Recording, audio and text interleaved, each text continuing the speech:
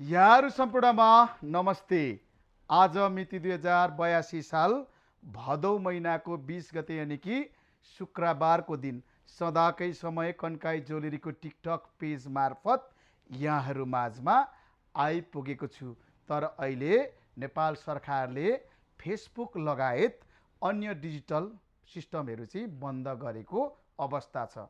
एक त यो एकदमै राम्रो पनि हो, किनभने गैर कानुनी हिसाबले चाहिँ कुनै पनि डिजिटल माध्यम चाहिँ चलाउनु प्रयोग गर्नु चाहिँ हुँदैन।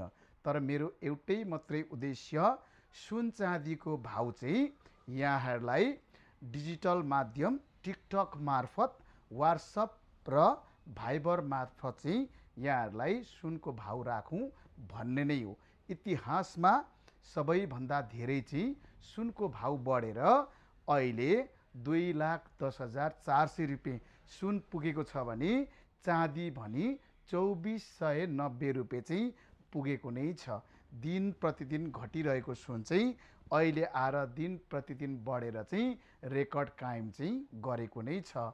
एक त अमेरिका लगायत अन्य देशमा डलर आफ्नो तपाईँको देशको चाहिँ मुद्रा चाहिँ बढेकै छ भने नेपालमा त्यसको असर परेर सुन चाहिँ अझै पनि बढ्ने क्रम चाहिँ जारी नै छ।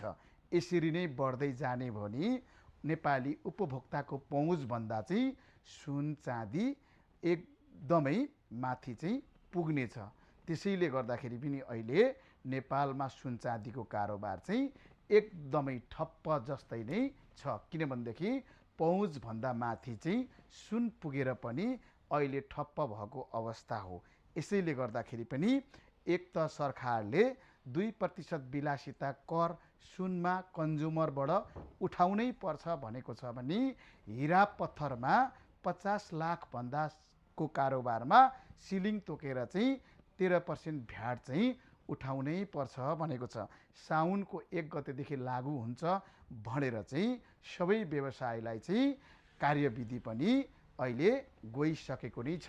तर आन्तरिक राजस्व विभागले चाहिँ सबै व्यवसाय सङ्घ मार्फत चाहिँ एउटा अन्तर्क्रिया अथवा चाहिँ विलासिता कर के हो, विलासिता कर व्यवसायले कसरी कन्ज्युमरसँग उठाउने भन्ने विषयमा चाहिँ सिकाउनै पर्ने भएर चाहिँ अहिले सिकाउने कार्य चाहिँ देशैभरि धमाधम चाहिँ भइरहेको नै छ।